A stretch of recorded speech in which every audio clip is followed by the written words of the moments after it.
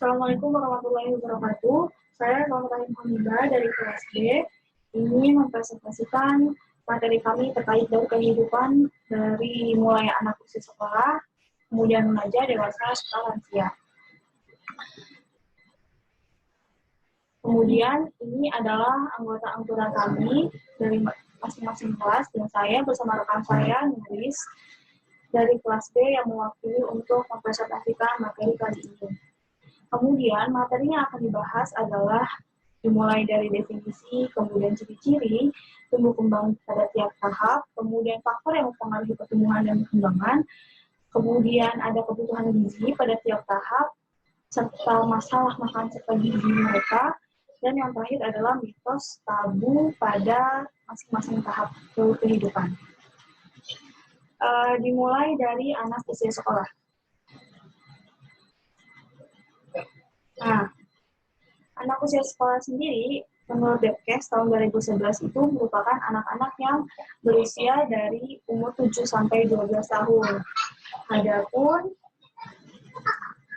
menurut Novel Atmojo, anak usia sekolah sendiri itu terbagi menjadi dua, yaitu ada yang dasar kelasnya rendah atau yang disebut dengan periode intelektualitas yang mulai dari 6 sampai 7 tahun, dan yang kedua adalah usia dasar sekolah kelas tinggi yang diawali dari umur 11 tahun.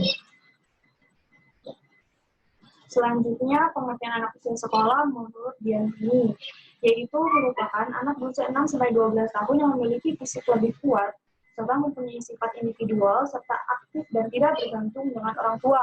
Anak usia sekolah ini merupakan masa di mana terjadi perubahan yang bervariasi pada pertumbuhan serta perkembangan anak yang akan mempengaruhi pembentukan karakteristik dan kepribadian anak di tahap-tahap selanjutnya.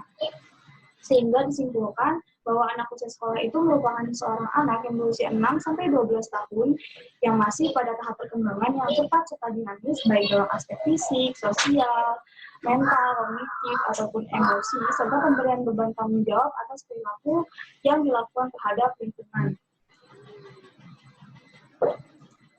Kemudian ada ciri-ciri anak usia sekolah. Menurut Supriyasa, ciri-ciri anak usia sekolah berdasarkan fisik yaitu adanya pertumbuhan yang lambat serta teratur.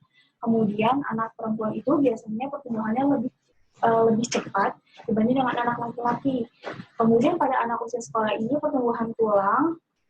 terjadi pertumbuhan tulang serta gigi tetap dan gigi susu tunggal. Kemudian pada aspek emosinya, di mana anak usia sekolah ini rasa keingintahuan itu sangat tinggi serta memiliki rasa keinginan untuk memiliki teman yang banyak. Kemudian juga mereka tidak terlalu tertarik untuk mengetahui bagaimanakah jenis atau yang lainnya terkait dengan lawan jenis mereka. Kemudian dalam aspek sosialnya itu, anak usia sekolah itu cenderung lebih senang berada dalam suatu kelompok, entah itu kelompok bermain atau kelompok belajar, namun umumnya lebih sering dalam kelompok bermain. Kemudian mereka itu lebih mulai menunjukkan sikap kepemimpinan, di mana mereka tuh ditunjukkannya seperti ketua pimpinan atau ketua geng dalam suatu kelompok. Biasanya mereka menunjukkannya dalam hal tersebut.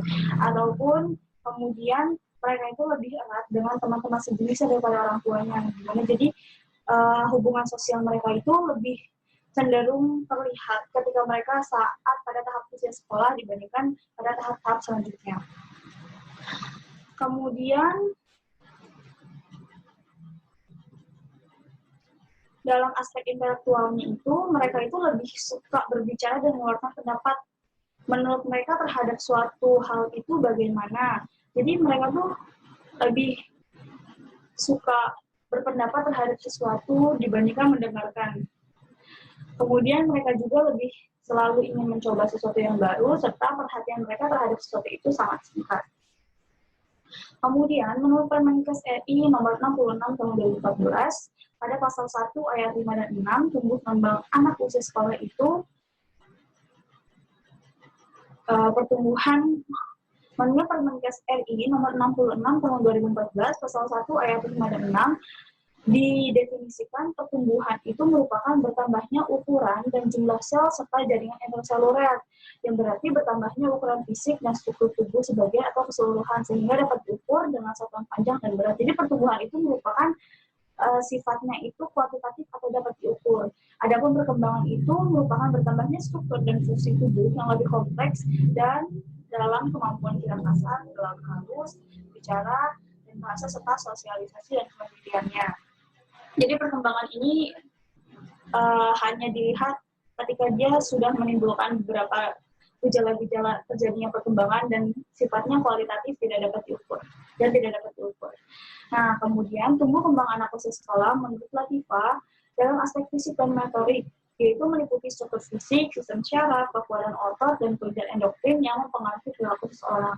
Kemudian untuk aspek kognitifnya serta intelektual, mereka itu perkembangan dan pertumbuhannya itu berkaitan dengan potensi intelektual yang dimiliki individu, yakni kemampuan untuk berpikir dan memecahkan masalah. Aspek kognitif juga dipengaruhi oleh perkembangan sel-sel syaraf pusat di otak, yakni otak kiri dan otak kanan. Kemudian dalam aspek perkembangan sosialnya, mereka ditandai dengan pencapaian kematangan dalam interaksi sosialnya, bagaimana cara ia bergaul, kemudian beradaptasi dengan lingkungan sehari-harinya, kemudian bagaimana dia menyeimbangkan serta menyesuaikan diri dengan lingkungan sekitarnya. Dan pada aspek perkembangan bahasa itu, seperti mereka itu menunjukkan tanda-tanda dalam menyampaikan pesan serta simbol-simbol yang disepakati, sehingga pesan yang disampaikan dapat diterima dan berlaku dalam masyarakat. Dalam aspek perkembangan bahasa, bahasa merupakan media untuk dalam aspek perkembangan bahasa, bahasa itu merupakan media untuk berkomunikasi agar tercapainya tujuan dalam menyampaikan pesan dengan simbol-simbol yang disepakati, sehingga pesan yang disampaikan dapat diterima dan berlaku dalam masyarakat.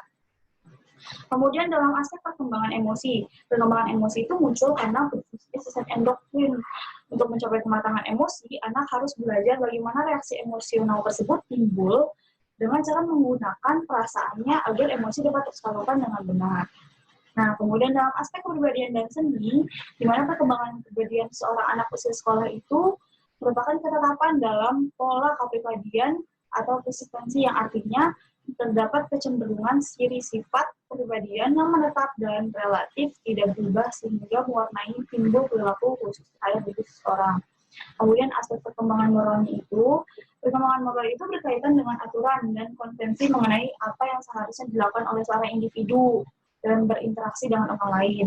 Kemudian kalau dari sudut pandang seorang psikoanalisa, perkembangan moral itu merupakan proses internalisasi norma-norma masyarakat dan dipengaruhi oleh kematangan biologis individu. Sedangkan dari sudut pandang behavioristik itu, perkembangan moral dipandang sebagai hasil rangkaian stimulus respon yang dipelajari oleh anak, antara lain berupa hukuman dan pujian, kemudian yang sering dialami oleh anak. Nah, selanjutnya ada faktor-faktor yang mempengaruhi pertumbuhan dan perkembangan anak usia sekolah. Ada faktor internal serta faktor eksternal. Faktor internal ini biasanya dari faktor genetik. Nah, faktor genetik ini diartikan sebagai segala potensi, baik fisik maupun psikis, yang dimiliki oleh individu sejak masa kelahiran sebagai warisan dari pihak orang tua melalui gen. Nah, faktor genetik ini merupakan faktor yang diturunkan dari induknya, sehingga sifat-sifat yang berada dalam induknya itu bisa tercerminkan kembali dalam seorang anak tersebut. Kemudian juga faktor genetik itu meliputi jenis kelamin, ras atau suku bangsa, dan faktor bawaan berupa patologi atau penyakit bawaan. Dan dari definisi tersebut, yang perlu digarisbawahi adalah faktor yang bersifat potensial, warisan atau bawaan, dan alamiah. Adapun faktor eksternal itu seperti lingkungan. Lingkungan sekitar anak itu sangat mempengaruhi kualitas tumbuh anak, kualitas tumbuh kembang seorang anak. Karena di mana saraf-saraf motorik serta sensorik mereka itu berkembang dan tumbuh pula, sehingga faktor-faktor lingkungan yang ada di sekitar anak tersebut dapat diserap dengan baik atau secara cepat oleh anak tersebut tanpa mementingkan mana hal yang baik atau buruk untuk dilakukan. Serta Faktor lainnya itu seperti ekonomi, sehingga kurangnya ketersediaan yang baik, ketersediaan gizi yang baik untuk pertumbuhan anak, kemudian lingkungan sosial pun sama halnya dengan lingkungan fisik. Nah, yang kemudian yang ketiga adalah faktor pemberian nutrisi. Faktor pemberian nutrisi ini yang memadai bersamaan dengan pemberian stimulasi untuk mendukung tumbuh kembang anak. Salah satu nutrisi yang dibutuhkan seperti kolin yang berperan serta dalam proses pembentukan sel saraf otak dan mielinisasi kematangan seluruh saraf. Nah, selanjutnya adalah kebutuhan gizi pada anak usia sekolah. Kebutuhan gizi dapat dilihat di tabel ini, di mana zat gizi itu terdiri dari energi, karbohidrat, protein, lemak, vitamin A, D, E, K. Berdasarkan tahapan-tahapannya, pada anak usia 4-6 tahun itu dibutuhkan berapa miligram, kemudian anak 7-9 tahun itu dibutuhkan berapa miligram, kemudian anak dari 10-12 tahun itu berapa miligram, dan tabel-tabel ini itu disesuaikan dengan jenis kelamin serta usia anak usia sekolah. Dan ini berdasarkan angka kecukupan gizi tahun 2013 yang dikutip dari Kemenkes RI tahun 2013. Nah, kemudian yang pertama itu adalah karbohidrat kompleks. Asupan karbohidrat yang tinggi dapat menimbulkan perasaan lelah dan ngantuk. Hal ini terjadi karena karbohidrat itu dapat meningkatkan kadar asam amino triptofan dalam otak yang dapat memicu otak untuk memproduksi neurotransmitter serotonin yang berefek menenangkan. Nah, serotonin ini penting bagi pola tidur normal, belajar, tekanan darah, dan nafsu makan. Nah, karbohidrat kompleks itu seperti gandum putu, sayur-sayuran, buah-buahan, sehingga dapat meningkatkan penyerapan dari triptofan. Adapun protein, menurut angka kecukupan gizi itu, kebutuhan protein anak itu tentu berbeda pada setiap masing-masing individunya karena disesuaikan dengan kebutuhan hariannya, di mana dikelompokkan berdasarkan jenis kelaminnya, kemudian usianya, umurnya, serta aktivitas fisik yang mereka lakukan dalam sehari-harinya. Sehingga rekomendasi asupan protein itu harus memenuhi sekitar 10% hingga 20% asupan energi harian anak. Nah, rekomendasi ini dirancang untuk memastikan bahwa energi dari semua nutrien yang tersedia itu cukup jumlahnya untuk memenuhi tumbuh kembang seorang anak. Kemudian yang ketiga adalah lemak. Nah, ada dua jenis lemak yang penting untuk perkembangan otak, yaitu asam lemak omega 3 dan omega 6. Asam lemak omega 3 itu sangat dibutuhkan pada masa postnatal. Omega 3 ini akan diubah menjadi asam docosahexaenoat atau DHA. Nah, kemudian asam lemak omega 3 terdapat pada ikan laut. Sedangkan asam lemak omega 6 ini sangat penting dalam perkembangan otak karena ia mempengaruhi pelepasan neurotransmitter dan juga mempengaruhi kemampuan neuron dalam menggunakan glukosa. Asam lemak omega 6 ini biasanya terdapat pada biji-bijian seperti kacang tanah, kenari, kedelai, biji bunga, matahari, serta wijen. Kemudian yang selanjutnya adalah vitamin dan mineral. Keduanya ini perannya penting dalam metabolisme tubuh sehingga dapat memberikan asupan pendukung bagi si anak untuk melakukan aktivitas sehari-hari. Dan anak-anak yang tercukupi kebutuhan vitamin dan mineral ini dapat terlihat lebih segar tampilan fisiknya. Kemudian vitamin yang diperlukan oleh anak itu biasanya tiamin, diantaranya adalah tiamin dan vitamin D yang membantu pertumbuhan organ dan juga susunan sistem saraf pusat. Dan beberapa mineral yang dibutuhkan itu seperti kalsium, karena kalsium ini berperan untuk membantu proses fisiologis otak juga dalam proses mineralisasi tulang. Kalsium ini dapat diperoleh dengan memperbanyak asupan vitamin D. Mineral lain yang dibutuhkan tubuh yaitu zat besi untuk perkembangan sel-sel otak yang produksi myelin dan enzim sintesis neurotransmitter. Selain juga diperlukan untuk membantu pengaturan metabolisme sel dan kemampuan neurologis, dan selain itu iodium juga berperan dalam perkembangan mental serta kecerdasan anak. Kemudian adalah masalah makan dan gizi. Masalah makan anak sekolah. Itu yang pertama ada post-traumatic eating disorder, atau di mana seorang anak itu takut makan makanan padat yang harus dikunyah karena takut makanan tersebut terjebak dalam tenggorokan mereka atau nyangkut di gigi, atau mereka tak khawatir jika makan makanan padat tersebut dapat tersedap. Kemudian Kemudian yang kedua adalah tidak suka makan makanan yang bergizi, karena cenderung makan makanan yang bergizi itu kurang cita rasa yang dihasilkan, sehingga mereka tuh kurang suka. Padahal kandungan gizi dalam makanan tersebut sangat dibutuhkan untuk tumbuh kembang mereka. Dan masalah ini juga dapat berdampak pada produktivitas belajar serta pertumbuhan fisik mereka di kemudian hari.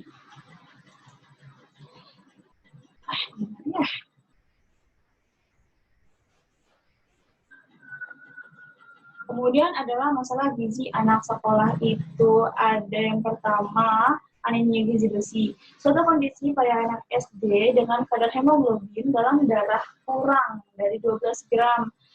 Sehingga anak itu menjadi lesu, lemah, letih, lelah, serta mengurangi daya serap otak pada pelajaran.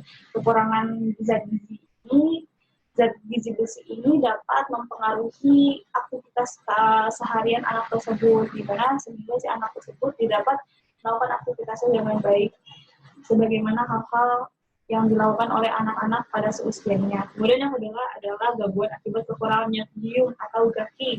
Nah, GAKI ini merupakan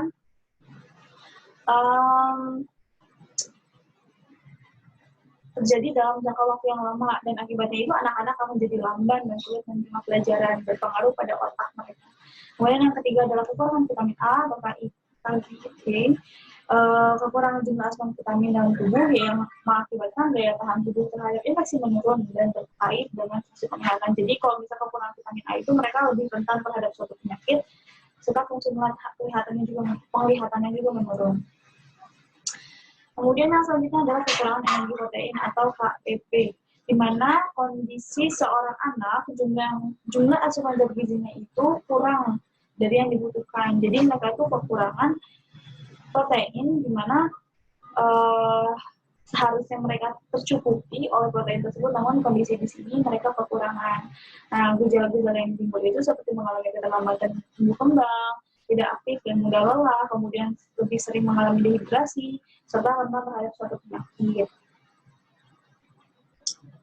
Pengobatan yang dapat dilakukan itu dengan memberikan nutrisi melalui oral maupun infus dan mengubah pola makan yang dapat meningkatkan asupan kalori serta nutrisi. Nah, dari hasil investigasi juga pada tahun 2013, prevalensi status gizi pendek itu atau stunting itu berjumlah 30,7% dengan prevalensi stunting di DKI Jakarta berkisar 20%. Selanjutnya adalah karier gigi. Nah, karier gigi ini terjadi karena memakan makanan yang seperti keripik kentang, permen, kue kering, dan mereka biasanya karena habis makan makanan yang manis itu mereka jarang sikat gigi atau membersihkan gigi mereka, atau jarang minum. Nah, gejala awal karies itu ngilu apabila terkena rangsangan makanan atau minuman, karena terdapat lubang pada gigi, dan jika mencapai syaraf pada foto gigi, gejala yang dialami seperti sakit tiba-tiba atau cenut-cenut, kemudian tidak nyaman dan sering rasa sakit menjalar hingga terdengar di kepala. Hasil riset mengatakan bahwa anak usia 5-9 tahun dan usia 10-11 tahun itu mengalami 73%. Adapun anak 5-9 tahun itu mengalami 9,93%. Kemudian adalah mitos dan tabu makanan pada usia sekolah. Anak sehat itu anak yang banyak makan, iya nggak?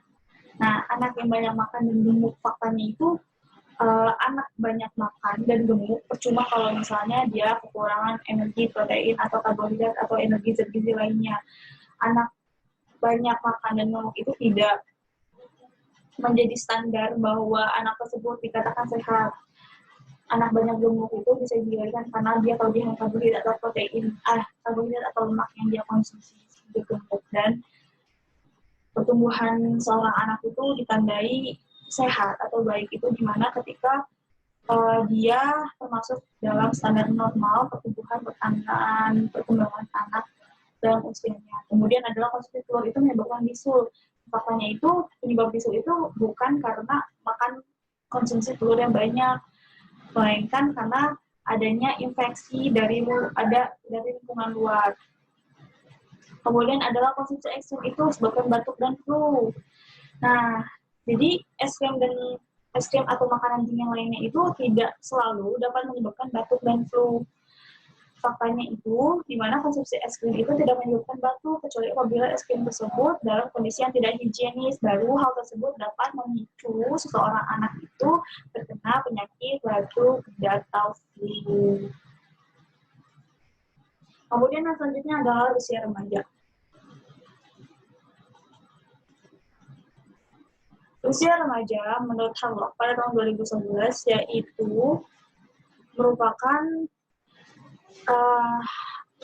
jika ditinjau dari segi fisik, psikologi, dan sosial. Secara fisiologis remaja merupakan seseorang yang memasuki proses menuju usia dewasa, di mana masa remaja itu merupakan masa seorang remaja itu tidak merasa bahwa dirinya itu seperti anak-anak lagi dan merasa bahwa dirinya itu sudah sejajar dengan orang lain di sekitarnya walaupun orang tersebut lebih tua. Kemudian menurut WHO, remaja atau dalam istilah asing itu disebut dengan adolescent itu yang berarti tumbuh ke arah kematangan. Remaja merupakan seseorang yang memiliki rentang usia 10 sampai 19 tahun. Dan remaja itu merupakan masa di mana tanda-tanda seksual sekunder seseorang itu sudah berkembang serta mengalami kematangan seksual. Remaja juga mengalami kematangan secara fisik, psikologis, maupun sosial. Adapun menurut Sarwono, remaja itu merupakan proses seseorang mengalami perkembangan semua aspek, dari masa kanak-kanak menuju masa dewasa. Peralihan masa kanak-kanak menuju dewasa itu sering disebut dengan masa pubertas. Nah, masa pubertas ini merupakan masa di mana remaja mengalami kematangan seksual dan organ reproduksi yang sudah mulai berfungsi. Masa kematangan fisik pada remaja wanita ditandai dengan mulainya haid, sedangkan pada remaja laki-laki itu ditandai dengan adanya mimpi basah yang dialami. Kemudian menurut Sarwono itu remaja itu terbagi menjadi 3, ada remaja awal, remaja media, serta remaja akhir. Remaja awal itu kisaran umur 11 sampai 13 tahun, adapun remaja media itu kisaran umur 14 sampai 16 tahun, serta yang ketiga itu remaja akhir, kisaran usia 17 sampai 20 tahun. Atau remaja akhir ini biasa disebut dengan masa-masa dewasa awal. Nah, remaja itu menurut Kemenkes RI merupakan penduduk dalam rentang usia 10 sampai 18 tahun, dan menurut Badan Kependudukan dan Keluarga Berencana atau BKKBN, rentang usia remaja adalah 10 sampai 24 tahun dan belum menikah. Perbedaan definisi tersebut menunjukkan bahwa tidak ada kesepakatan universal mengenai batasan kelompok usia remaja. Namun begitu, masa remaja itu diasosiasikan dengan masa transisi dari anak-anak menuju dewasa. Kemudian ciri-ciri remaja menurut Haryanto, di mana kebutuhan interaksi dan persahabatan lebih meluas dengan teman sejenis maupun lawan jenis. Jadi mereka itu udah mulai bercampur berteman dengan teman-teman lawan jenisnya, tidak hanya sejenis saja seperti ketika saat dia masih anak-anak. Kemudian remaja itu cenderung memilih teman yang mempunyai pikiran serta konsep pemikiran atau visi misi yang sama, sehingga mereka bisa saling memberikan aspirasi dari dalam suatu perkara. Kemudian remaja itu mengalami perkembangan untuk memahami orang lain atau social cognition dan menjalin persahabatan. Kemudian remaja itu mulai berpikir logis dan kritis, di mana seiring dengan pengalaman, hasil interaksi dan pengamanan terhadap lingkungan sekitarnya, kemampuan nalar remaja itu akan muncul. Kemudian adalah munculnya kesadaran terhadap diri sendiri, serta mengevaluasi kembali obsesi dengan cita-citanya. Pada masa remaja mulai menyadari proses berpikir dan wawasan berpikir semakin luas, meliputi agama, moral, jati diri. Kita memunculkan dorongan atau motivasi yang memotivasi mereka untuk memikirkan masa depan cita-cita mereka, serta membantu mereka dalam proses akademik. Dan tumbuh kembang remaja ada pertumbuhan fisik, emosi, kognitif dan bahasa, serta psikososial. Nah, kalau pertumbuhan fisiknya itu biasanya ditandai dengan kematangan organ reproduksi. Nah, kalau misalnya ada tanda seks primer serta sekunder, kalau misalnya primer pada laki-laki itu merupakan kemampuan dia ejakulasi, serta dia seorang remaja tersebut sudah mampu untuk menghasilkan sperma. Kemudian anak laki-laki itu mengalami ejakulasi pertama pada saat pertama kali dia tidur atau lebih sering dikenal dengan mimpi basah. Kemudian adapun pada perempuan, tanda seks primer itu seperti dia mengalami haid atau menstruasi pertama yang disebut dengan menarche. Nah, menstruasi ini merupakan tanda bahwa seorang anak perempuan itu sudah mampu memproduksi sel telur. Sehingga jika tidak dibuahi, sel tersebut akan keluar bersama darah melalui vagina yang disebut dengan menstruasi. Kemudian ada pun tanda seks sekunder itu pada laki-laki serta perempuan itu ditandai dengan ada tumbuhnya rambut-rambut di sekitar kemaluan atau di ketiak atau di beberapa tempat. Adanya kelenjar lemak dan kelenjar keringat yang menjadi sangat aktif, serta otot yang semakin membesar. Dan pada laki-laki itu dapat ditandai dengan suara yang semakin membesar atau tubuh jakun. Dan pada perempuan itu biasanya ditandai dengan adanya pembesaran pada payudara serta pinggul. Nah, kalau perkembangan emosi pada usia remaja itu biasanya diawali dengan 5 dasar kebutuhan fisik, yaitu 5 dasar kebutuhan itu ada fisik, rasa aman, afiliasi, stres, penghargaan, dan pewujudan diri.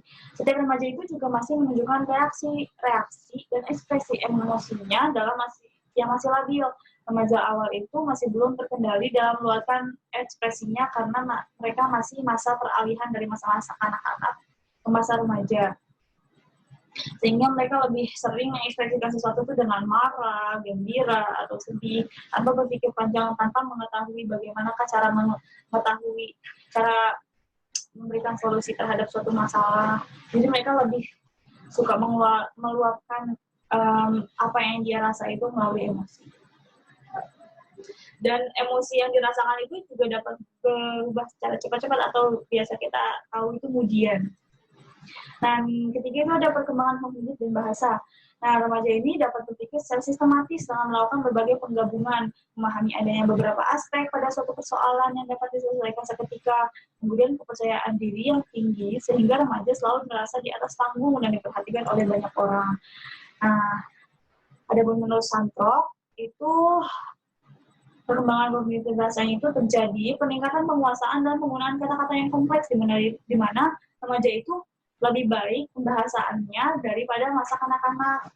Mereka juga lebih baik dalam menganalisis fungsi suatu kata yang berperan dalam suatu kalimat, serta meningkatnya kemampuan memahami literatur yang rumit. Kemudian lebih baik dari anak-anak dalam mengkoordinasi ide untuk menyusun suatu tulisan. Kemudian gaya berbicaranya juga mengandung dialek atau pengucapan suatu kata dengan khas. Kemudian dalam aspek perkembangan psikososialnya itu, remaja itu mulai mudah memiliki rasa ketertarikan dengan lawan jenis yang ada dalam lingkungan sosialnya. Serta mereka itu mempunyai keluasan dalam mengatur dirinya dalam suatu hubungan, serta menciptakan serta membangun keakraban yang merujuk pada hubungan dekat dengan adanya keterbukaan, kejujuran, kepercayaan, dan saling menjaga antara satu dengan lainnya. Dan faktor-faktor yang mempengaruhi tumbuh kembang itu ada herediter atau keturunan dan lingkungan eksternal maupun internal. Nah, kalau herediter ini di mana laju kematangan organ reproduksi individu yang berbeda-beda dapat disebabkan oleh gen yang diturunkan oleh induknya. Sehingga tidak semua individu itu dapat tumbuh serta kembang dalam waktu dengan laju yang sama serta waktu yang bersamaan. Adapun lingkungan internal lainnya itu di mana anak itu memiliki inteligensi yang tinggi. Pada umumnya perkembangannya itu lebih baik dibandingkan dengan anak yang inteligensinya kurang. Dalam masa pertumbuhan anak dipengaruhi oleh 3 hormon, yaitu hormon somatotrofin yang mempengaruhi jumlah sel merangsang sel otak, kemudian yang kedua adalah hormon tiroid yang mempengaruhi metabolisme serta pertumbuhan, dan yang ketiga itu ada hormon gonadotropin yang mempengaruhi aktivitas sel pada ovarium dan testis. Dan kemudian ada yang ketiga itu faktor emosional, dapat berupa hubungan mereka dengan teman, orang tua, guru. Adapun lingkungan eksternalnya itu seperti kebudayaan suatu daerah itu akan mempengaruhi tumbuh kembang mereka, terutama pada orang tua, bagaimana cara dia mengatur serta mengasuh pola hidup anaknya. Kemudian yang kedua itu pelayanan kesehatan yang ada di sekitar lingkungan dapat mempengaruhi tumbuh kembang anak. Yang ketiga adalah dalam sebuah keluarga itu biasanya urutan anak itu menjadi patokan, di mana pusat perhatian mereka itu akan lebih tertuju pada seorang anak pertama, karena di mana status ekonomi mereka masih stabil untuk mencukupi kehidupan yang pertama, kemudian kebutuhan fisiknya juga masih terawat dan terjaga dibandingkan dengan anak-anak yang selanjutnya. Kemudian kalau misalnya yang keempat itu dengan olahraga, seorang remaja itu dapat membantu dapat tumbuh kembang seorang remaja itu dapat terbantu dengan adanya olahraga. Karena olahraga itu dapat melancarkan sistem sirkulasi tubuh sebagai aktivitas fisiologi serta menjadi stimulan terhadap perkembangan otot-otot. Dan kemudian yang kelima itu ada status sosial dan ekonomi dalam keluarga yang dapat mempengaruhi pola asuh terhadap anak. Yang terakhir itu adalah nutrisi. Nah, jika nutrisi yang terperoleh itu buruk, maka akan memperlambat laju pertumbuhan dan perkembangan seorang remaja tersebut. Kemudian yang selanjutnya adalah bahasan mengenai kebutuhan gizi pada usia remaja.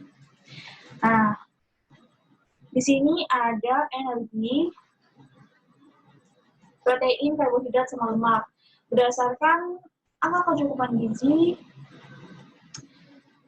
dan dikatakan usia remaja itu ditandai dengan pertumbuhan yang cepat. Nah, pertumbuhan tinggi anak perempuan itu akan berakhir pada usia 17 tahun. Adapun laki-laki itu akan berakhir pada usia kurang lebih 20 tahun.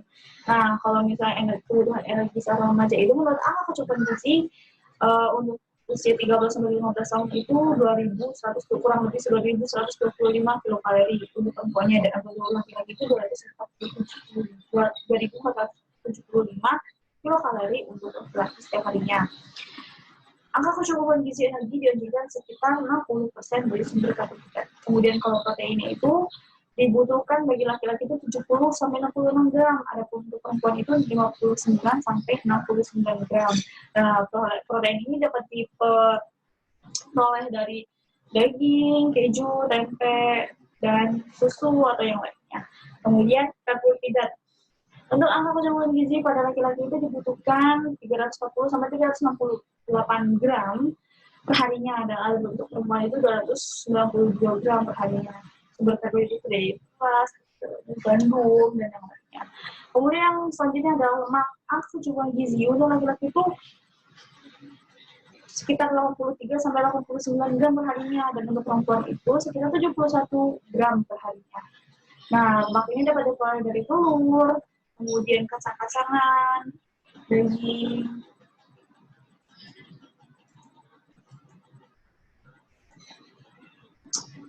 kemudian selanjutnya ada vitamin. Vitamin yang paling dibutuhkan pada usia remaja itu vitamin A, E, dan C. Dan A ini membantu untuk pertumbuhan reproduksi, kemudian fungsi imunologinya. Kemudian vitamin E itu fungsinya sebagai antioksidan, kemudian C itu fungsinya dalam pembentukan kolagen serta jaringan ikat. Kemudian selanjutnya ada zat besi atau E. Pada angka kecukupan gizi itu untuk laki-laki sekitar 15-19 di miligram, dan untuk perempuan itu sekitar 26 miligram.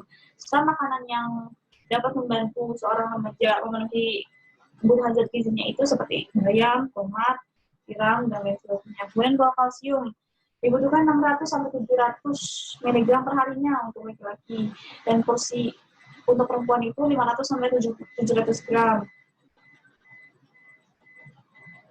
Untuk dewasa muda atau remaja itu biasanya dibutuhkan 600-700 gram untuk perempuan, dan untuk 500-700 mg untuk laki-laki. Sumber kalsium itu dapat diperoleh dari ikan, kacang-kacangan, sayuran hijau, dan paling baik itu diperoleh dari susu hasil olahannya.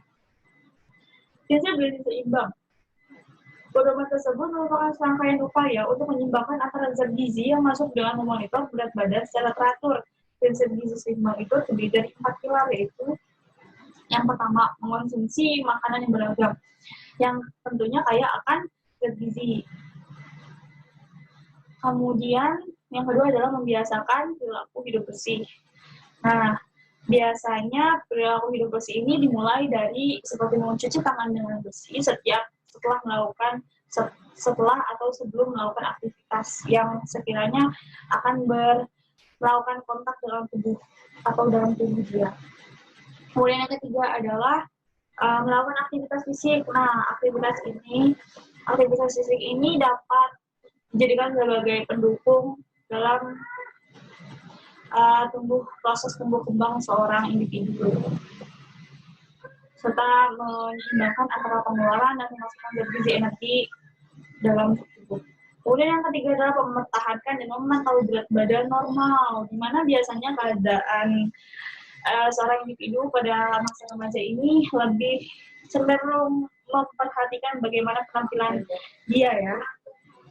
Dan indeks massa tubuh itu pada masa remaja itu 18,5 sampai 25. Adapun di bawah 18,5 itu tergolong kurus dan lebih dari 25 itu dikatakan obesitas atau bahkan over. Nah, bagi balita itu biasanya menggunakan KMS dan mereka itu biasanya berada dalam pita hijau. Kemudian selanjutnya adalah bahasan mengenai masalah makan serta gizi pada remaja. Masalah makan pada remaja itu yang pertama itu gangguan makan. Nah, dua macam gangguan makanan itu seperti bulimia nervosa dan anoreksia, di mana terjadi karena obsesi untuk membentuk tubuh yang langsing dengan cara menguruskan badan dan tidak memperhatikan pola makan yang baik. Nah, anoreksia nervosa ini merupakan sindrom di mana seorang remaja sengaja untuk melaparkan dirinya agar terlihat kurus dan cenderung takut untuk kegemukan. Adapun bulimia nervosa itu di mana penderita umumnya itu akan makan lebih banyak secara diam-diam, lalu setelahnya akan merasa takut, gemuk, dan jijik sehingga sengaja membutuhkan makanannya. Jadi keduanya itu termasuk masalah makanan yang cukup mengerikan. Ciri-ciri dari keduanya itu mereka sangat mengontrol asupan makanannya, kemudian kehilangan berat badan dalam jumlah yang signifikan, kemudian siklus menstruasinya terganggu karena gangguan hormonal. Jadi karena kebutuhan gizi mereka tidak tercukupi dengan baik, akan berpengaruh juga pada sistem hormonal mereka dan akan mengganggu sistem menstruasi mereka. Masalah gizi pada remaja itu yang pertama obesitas. Nah, walaupun mereka mengalami masalah makan seperti yang tadi anoreksia serta bulimia, mereka juga rentan mengalami obesitas karena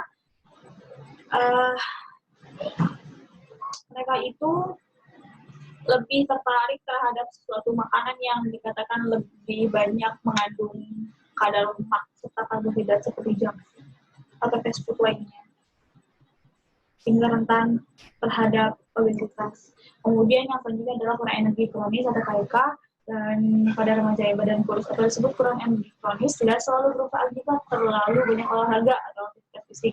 Pada umumnya adalah karena makanan terlalu sedikit. Kemudian remaja perempuan itu menurunkan berat badan secara drastis setelah hubungannya dengan faktor emosional yang seperti takut gemuk, dan mereka tuh bisa rasa takut mereka terhadap kegemukan yang terjadi pada dirinya itu bisa berpengaruh pada psikologis mereka.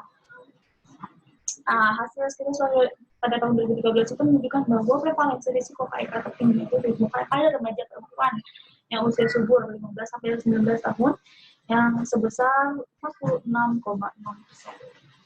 Selanjutnya ada anemia zat gizi. Anemia itu karena kekurangan zat besi, yang dimana masalah tersebut kerap dijumpai pada perempuan. Remaja perempuan ini karena perempuan ini lebih banyak membutuhkan zat gizi dibandingkan laki-laki.